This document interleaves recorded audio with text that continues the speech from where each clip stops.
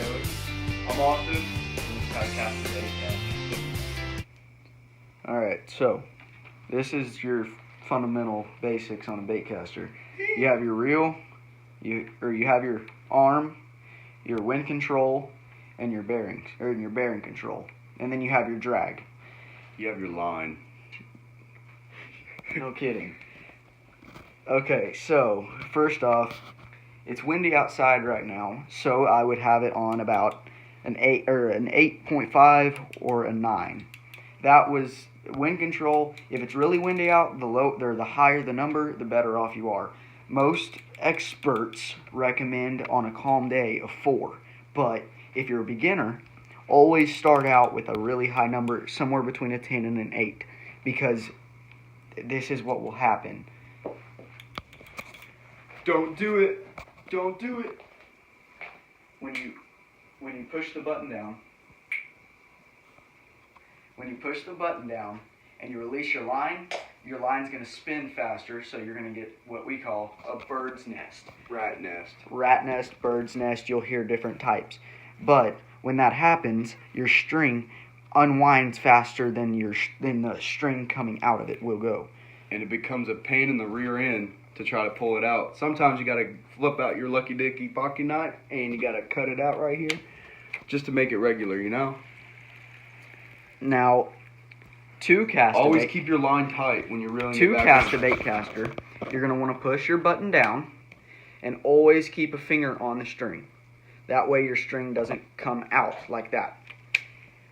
And then this, always keep, if you're a beginner, always keep it not too tight, but just tight enough to where the bait takes about, if you're holding your rod end 4 feet off the ground, at least make sure it takes 2 seconds for your bait to hit the ground, depending on how heavy it is. Now, wind control, if it's really windy, or if you're a beginner actually, keep it in between 10 and 8. If it's not that windy, if you want to get mine on a 5. If you want to get risky, you can always go a little bit higher. But remember, your wind control, the higher it is, the less your bearings are going to stop.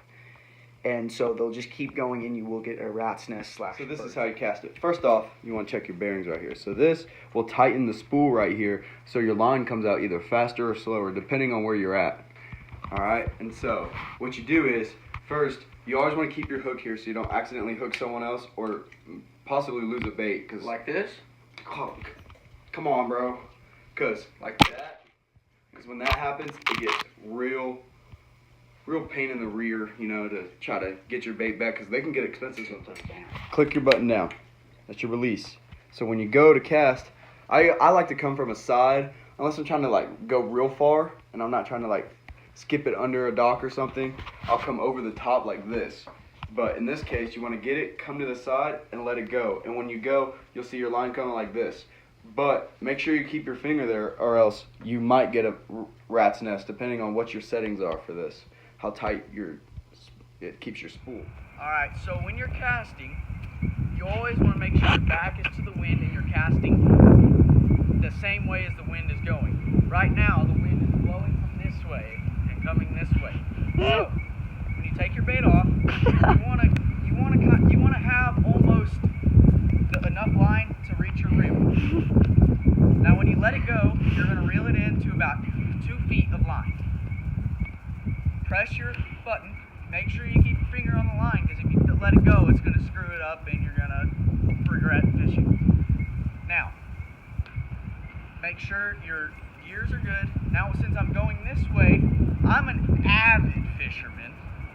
I'm going to turn it all the way up. I'm going to turn my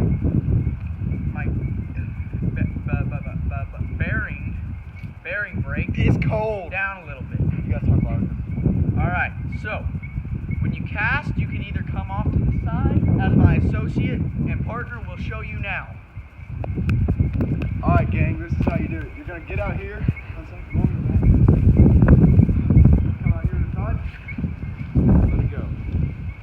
FYI, it does not go that far. It's just really windy, and we do not want to risk breaking our reels. Or you could do it a little better, come from the side. Ah, son of a... see the damage.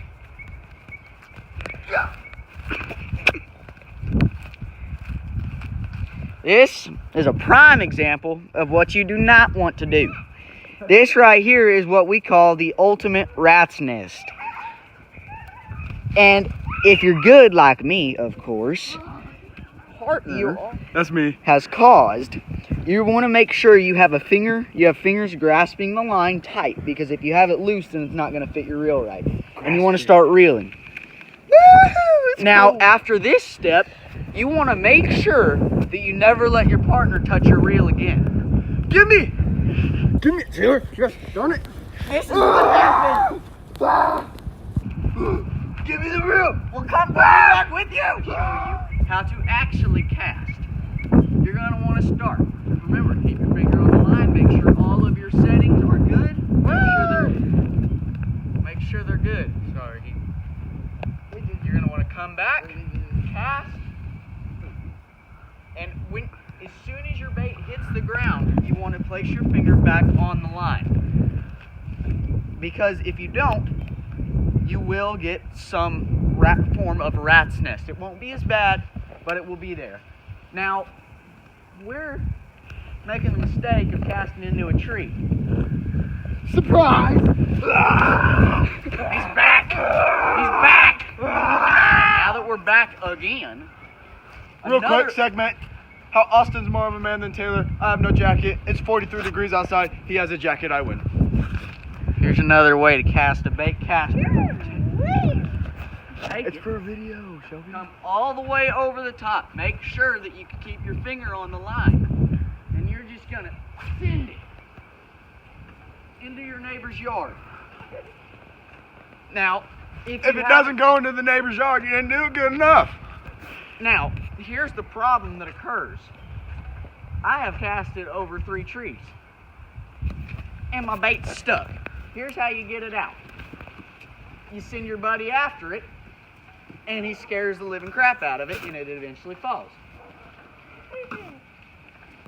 Now, once you're back, you can, and another way of casting your bait caster actually is flipping and pitching. When you flip it... Did you just say a naughty word? No. Back to what I was saying. Flipping consists of you holding a jig, as in this, as pictured right now. This is a 1/8 ounce jig with a weed guard and a red hook. What you're gonna do is hold the jig by the line, by the knot in the line. Hold it right here. You're gonna want to bring your bait down to your reel, and you're gonna want to hold your thumb on there. Bring it down, hold your elbow out, keep it high. Now, what most people do is they just think it's a flick in the wrist. You want to use your entire arm. So when you come down, it's same as casting, but you're gonna bring it and let the string go, and then you're gonna let it go and then grab it as soon as it hits the ground. Flipping, you want to make sure you always keep your hand on the reel. Oh, I caught a big one! I caught a big one! I caught a big one! Oh, there he is. Oh. Make sure you always grab him by the lip and bring him in the boat. I mean, we're not in the boat right now, but look at this mondo. Woo! He's a big one. A good old catfish. What do you have to say for yourself there, bud? Oh, yeah! I'm Taylor. Austin, and this is how you cast a bait caster.